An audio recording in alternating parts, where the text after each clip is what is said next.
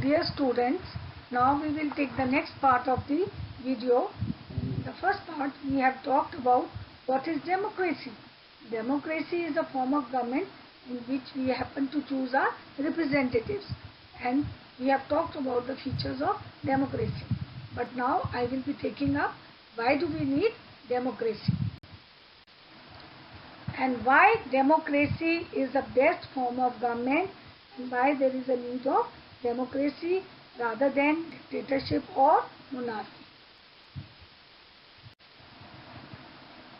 Now we will take up that why democratic form of government is the best form of government, because it is more accountable form of government.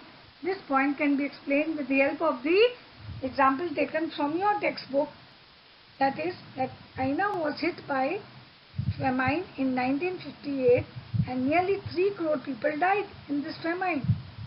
But India's economic condition was no better than China. But yet it did not have much effect of the famine because of the existence of democracy in India, which made Indian government respond to the food scarcity in the way that Chinese government did not have. If China too had multi-party elections or an opposition party and a press free to criticize the government, then so many people would have not died in the famine. This shows that democratic government is more accountable form of government because it encourages government officials to act in the public best interest. It also requires that the rulers have to attend to the needs of the people. Next is the quality of decision making, that it improves the quality of decision making. Democracy leads to better decisions because it is based on consultation and discussions. Decisions always involve many persons. They are able to point out possible mistakes. This process reduces chances of rash or irresponsible decisions. Now, third point, it provides a method to deal with differences and conflicts, because any society, people are bound to have difference of opinion and interest, and a country like India, where people belong to different regions, speak different languages, practice different religions and have different castes, the preference of one group may clash with the of other group. But in democracy, no one is a permanent winner or a permanent loser. Different groups can live with one another peacefully. So this shows that we can deal with conflicts and differences. Next is it enhances the dignity of citizens. As democracy is based on principle of political equality, poorest and the least educated have the same status as rich and the educated. People are their own rulers. Even if they make mistakes, they are responsible for their own conduct. Then we are given the biggest right, the right to vote, which enhances the dignity of all the citizens irrespective of our caste, creed and religion, sex. Then it provides to correct our mistakes, opportunities to correct our mistakes. That means there is no guarantee that mistakes cannot be made in democracy. And no government can guarantee that.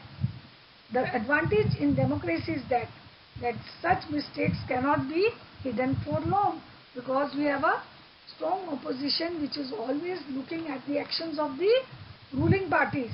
Therefore, there is always a room to correct our mistakes and make ourselves strong. Now, but some people say that democracy is not a good form of government.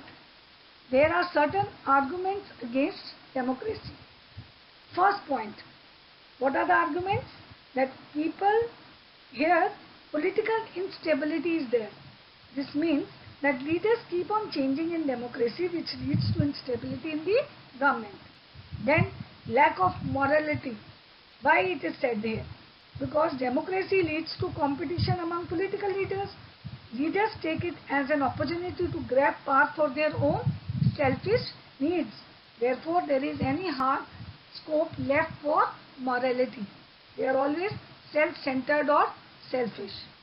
Unnecessary delays. Why there is unnecessary delays in the decision making? Because a lot of people are to be consulted in decision making.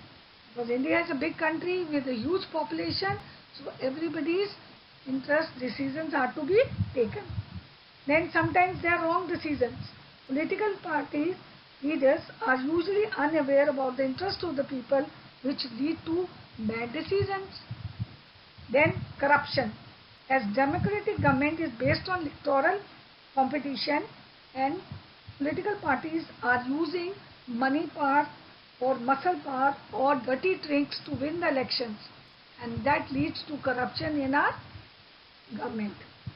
People's ignorance, lack of education, knowledge makes the working of democracy difficult, because ordinary people do not know what is good for them, thus incapable of taking decisions. So all these can be referred as the arguments against democracy. Now we will take up the broader meaning of democracy.